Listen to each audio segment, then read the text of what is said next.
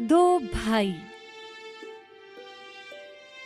एक बार कोया राज्य पर एक बूढ़ा राजा शासन करता था।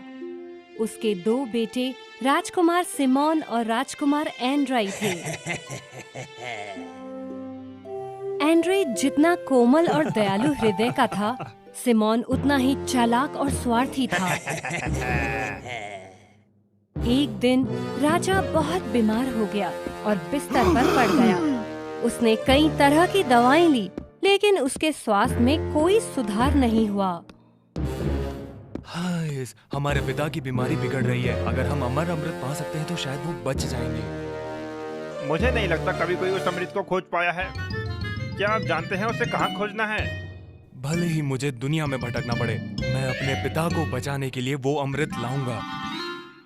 एंड्रई की बात सुनकर सिमोन को एक विचार आया। मुझे पूरा यकीन है कि वो सिंहासन जीतने के लिए पिताजी के लिए अमृत ढूंढना चाहता है। मुझे उससे पहले ढूंढना है। मैं तुमसे उम्र में बड़ा हूँ, इसीलिए मुझे ये मुश्किल काम करने दो। मैं अमृत खोजने जाऊंगा और आप पिता की देखभाल करने के लिए यहाँ रुकेंगे। हाँ, मैं आपकी बात मानूंगा। कृपया सावधान रहें। फिर सिमोन ने जादुई औषधि खोजने के लिए जोश में अपनी यात्रा शुरू की। हालांकि सिमोन को ये नहीं पता था कि औषधि कहाँ ढूंढनी है। उसने उसकी खोज में दूर तक घोड़े को दौड़ाया। आखिर में वो एक दूसरे राज्य के बड़े से जंगल में खो गया। सिमोन जंगल के बीच में खड़े एक छोटे से बौने के पास पहुंचा। अरे लड़के, तुम कहाँ जा रहे हो? चिंतित लगते हो। हैं? बदसूरत बौना, इससे तुम्हें कोई लेना देना नहीं है। मेरे रास्ते से हट जाओ। बौने को डांटने के बाद सिमोन ने अपने घोड़े को उसके ऊपर दौड़ाने की कोशिश करी। राजकुमार के इस घमंडी व्यवहार ने बौने को बहुत नाराज किया। फिर उसने सिमोन को सबक सिखाने का फैसला किया और जादुई मंत्र पढ़ने लगा। बौने के जादू के कारण सिमोन जंगल में ही इतना फंस गया कि बाहर का रास्ता नहीं ढूंढ पाया। एंड्रई ने बहुत लंबे समय तक इंतजार किया, लेकिन जब सिमोन वापस नहीं आया तो उसे चिंता होने लगी। अंत में एंड्रई ने सिमोन और जादुई दवा दोनों को खोजने का फैसला किया। रास्ते में मिलने वाले हर एक व्यक्ति से उसने पूछताछ की। किसी को सिमोन के बारे में कुछ नहीं पता था। चलते चलते वो उसी जंगल में जा पहुंचा जहां सिमोन था। एंड्रई ने ये जगह पहले कभी नहीं देखी थी। सिमोन की ही तरह एंड्रई जंगल में खड़े उस अजीब बौने से मिला। बौने ने एंड्रई को देखा और फिर उससे पूछा, अरे लड़के, तुम कहाँ जा रहे हो? चिंतित लगते हो। सिमोन के विपरीत एंड्रई अपने घोड़े से नीचे उतरा और बौने के पास पहुंचकर उससे विनम्रता से कहा, हेलो, मैं एंड्रई हूँ। मैं अपने पिता को बचाने के लिए अमृत की तलाश कर रहा हूँ और साथ ही अपने भाई की भी। एंड्रई ने बौने को सब कुछ बताया। बौने ने अपना सिर हिलाकर एंड्रई को जताया कि वो उसके व्यवहार से खुश था और उसकी बात समझ चुका था। आंद्रे, तो क्या आप जानते हैं कि अमृत कहाँ है? नहीं, यदि आप जानते हैं कि अमृत कहाँ है तो कृपया मुझे रास्ता दिखाएं। मैं पूरी जिंदगी आपका आभारी रहूंगा। ठीक है, क्योंकि तुम एक तमीज़दार और अच्छे बेटे हो, मैं तुम्हें अमृत पाने का रास्ता दिखाऊंगा। बस इसी दिशा में चलते जाओ। तुम्हें वहाँ पर एक बहुत ही सुंदर महल दिखेगा। आंगन के अंदर जादुई दवाई से भरा हुआ कुआं होगा। जितना चाहे ले लो, लेकिन याद रखना तुम्हारे पास केवल 1 घंटा है।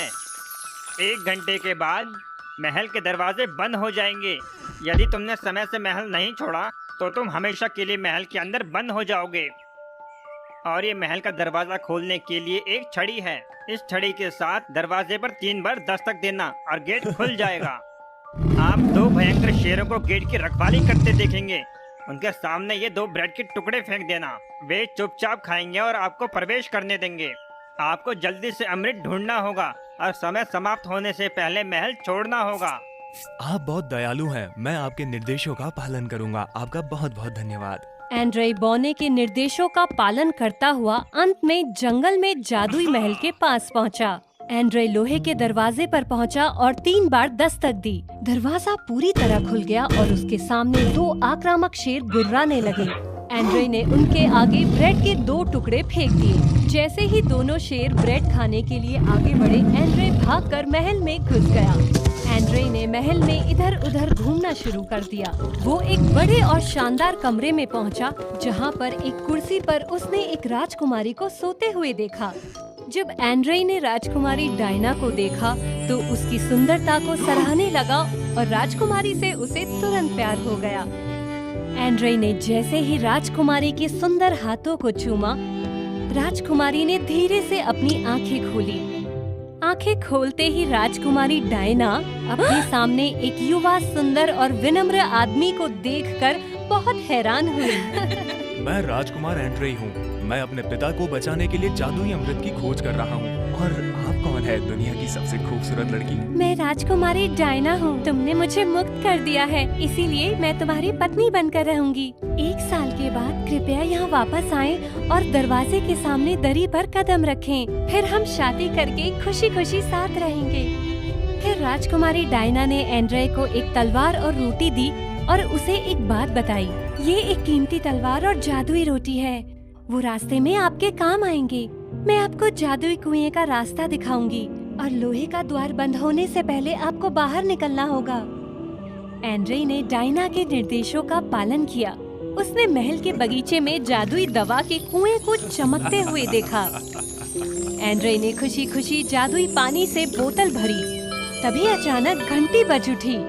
अचानक एंड्रे को बोना और राजकुमारी की चेतावनी याद आई और उसे एहसास हुआ कि महल में उसका समय समाप्त हो गया है। एंड्रे जल्दी से बोतल लेकर गेट के बाहर भागा। जैसे ही वो महल के दरवाजे के बाहर पहुंचा, दरवाजा ठीक उसके पीछे बंद हो गया। एंड्रे पानी की बोतल को लेकर बोने के पास पहुंचा। बहुत बहुत धन्यवाद। मैंने राजकुमारी डायना से मुलाकात की और जादुई अमृत प्राप्त किया। उसने मुझे एक कीमती तलवार और एक जादुई रोटी भी दी। वो तलवार किसी भी शक्तिशाली सेना को हरा सकती है और ये रोटी कभी खत्म नहीं होगी। पूरे देश के खाने के लिए पर्याप्त हो सकती है।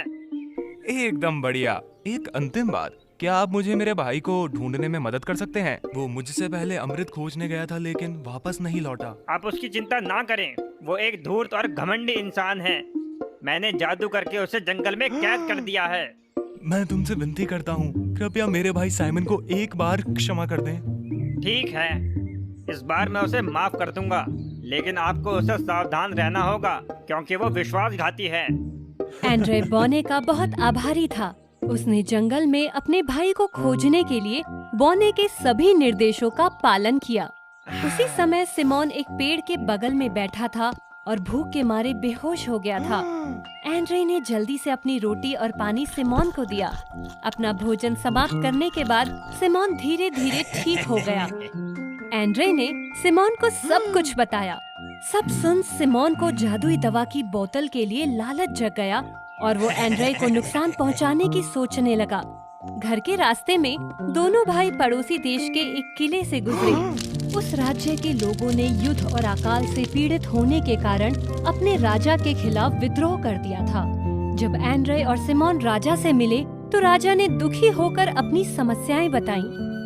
अगर चीजें इसी तरह चली, मुझे डर है कि ये महल जल्द ही ढह जाएगा और लोगों को राज्य से भागना होगा। एंड्रे ने जल्दी से राजा को तलवार और जादू की रोटी देकर राज्य की मदद की। महामहिम चिंता न करें, मैं आपकी मदद करूंगा। तलवार ने राजा को युद्ध जीतने में मदद की और रोटी ने उसके लोगों को अकाल से बचाया। राजा सच में बहुत खुश था और एंड्रे को उसकी मदद के लिए दिल से धन्यवाद दिया। राजा स्वयं दोनों भाइयों को शहर के बाहर तक विदा करने आया। एंड्रे और सिमोन वापस अपने महल की यात्रा पर चले। रास्ते में वो थक गए और जंगल में आराम करने का फैसला किया। एंड्रे लेट गया और गहरी नींद में सो गया। वो नहीं जानता था कि उसका चालाक भाई इस अवसर की तलाश में था। उसने एंड्रे की जादुई दवा की बोतल को नकली दवा से बदल दिया। जागने पर इस बात से बेखबर एंड्रे उस नकली दवा की बोतल को लेकर चल पड़ा। फिर दोनों भाई एक साथ महल में लौटने के लिए निकल पड़े। वो आखिर अपने महल पहुँचे। महल पहुँचते ही एंड्रे ने राजा को अपनी बोतल से दवा पिलाई, लेकिन दवा पीते ही राजा को खांसी हुई और वो फिर बिस्तर पर गिर पड़ा और बहुत मुश्किल से सांस ली। एंड्रे बहुत हैरान था कि राजा की बीमारी पर उसकी दवा का कोई असर क्यों नहीं हुआ। एंड्रे, राजा को नुकसान पहुंचाया? गार्ड, इसे ले जाओ यहाँ से। नहीं भाई, पिताजी, मैं निर्दोष हूँ। मैं सच में आपके लिए दवा लाया था। तब सिमोन ने असली दवाई निकाली और राजा को पिलाई।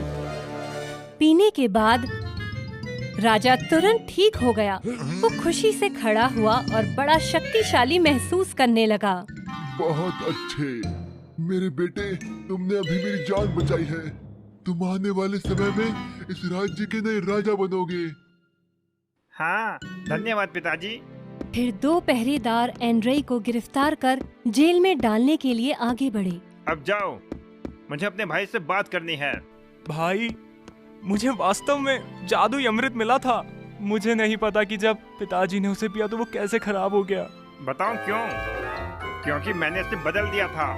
एंड्रे बहुत हैरान था क्योंकि उसे अपने ही भाई से ऐसे कुटिल व्यवहार की उम्मीद नहीं थी। ये सही है कि आपको अमृत मिला है, लेकिन मैं वो हूँ जो अगला राजा होगा। 1 साल बाद मेरी भी शादी हो जाएगी उस सुंदर राजकुमारी के साथ। भाई, आप? पिता अब आप पर विश्वास नहीं करते, तो अब अपना मुंह बंद रखो और अपने खराब जीवन से खुश रहो। अलविदा एंड्रे। राजा ने सिमोन की हर बात का विश्वास कर एंड्रे को महल से बाहर निकलवा दिया। एंड्रे को ये बहुत दुखदाई, अभागी और अनुचित बात लगी। महल के निकट जंगल में अपनी जादुई तलवार की मदद से उसने एक लकड़ी का घर बनाया।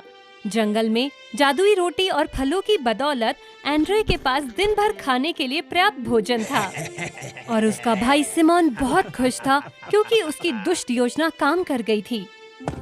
कुछ दिनों बाद पड़ोसी राज्य के एक राजदूत ने आकर राजा से मुलाकात की। वो राजकुमार एंड्रे को धन्यवाद देने के लिए बहुत सारे गहने और कीमती उपहार लाया था। राजदूत ने जब राजा को ये बताया कि कैसे एंड्रे ने जादुई तलवार और रोटी से उस राज्य की मदद की, तो राजा बहुत हैरान हुआ। क्या मैंने एंड्रे को गलत तरीके से दंडित किया था? राजा ने जल्दी से अपने लोगों को एंड्रे को खोजने के लिए हर जगह जाने का आदेश दिया। राजकुमारी डायना ने भी 1 साल बाद महल का रास्ता बताने के लिए पहरेदारों को एक शानदार कालीन बिछाने का आदेश दिया। मुझसे मिलने की आज्ञा केवल उस व्यक्ति को देना जो इस कालीन पर कदम रखेगा। जब राजकुमारी डायना से मिलने का समय आया तो सिमोन उत्सुकता से घोड़ा दौड़ाता हुआ महल तक पहुंचा। ये सुनहरा कालीन तो कितना कीमती लग रहा है। अगर मैं इस पर घोड़े की सवारी करता हूँ तो राजकुमारी मुझ पर हंसेगी। हाँ, किनारे पर चलता हूँ। इस पर सवारी करना ठीक नहीं।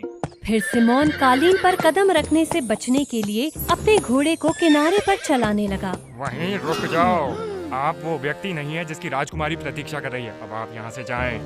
सिमोन ये जानकर बहुत हैरान था कि उसका स्वागत नहीं किया गया था और अपने गुस्से में उसने घोड़ा वापस मोड़ लिया। चूंकि एंड्रे के पास घोड़ा नहीं था तो उसे राजकुमारी के महल तक पहुँचने के लिए काफी दिन चलना पड़ा। एंड्रे के कपड़े गंदे हो चुके थे और उसकी दाढ़ी भी लंबी हो गई थी। हालांकि उसने उन बातों की परवाह न करते हुए अपनी खूबसूरत राजकुमारी के बारे में सोचते हुए जल्दी आगे बढ़ा। ओह, वो कीमती कालीन है जिसके बारे में उसने मुझे 1 साल पहले बताया था। एंड्रे ने बिल्कुल वैसा ही किया जैसे उसे डायना ने बताया था और कालीन पर सीधा चलने लगा। दोनों पहरेदार तुरंत एक तरफ हो गए और एंड्रे को अंदर जाने दिया। एंड्रे और डायना एक दूसरे को देखकर बहुत खुश थे। वे दोनों राजा से मिलने के लिए महल वापस लौटे। महामहिम, ये वही हैं जो मेरे महल में आए थे और आपके लिए जादुई दवा प्राप्त की थी। तब एंड्रे ने अपने पिता को अपने भाई सिमोन के बारे में पूरी कहानी बताई। ये सुनकर राजा आग बबूला हो गया। उसने सिमोन को महल से बाहर निकलवाने का आदेश दिया। अंत में एंड्रे और डायना की शादी राजा के आशीर्वाद के साथ हुई।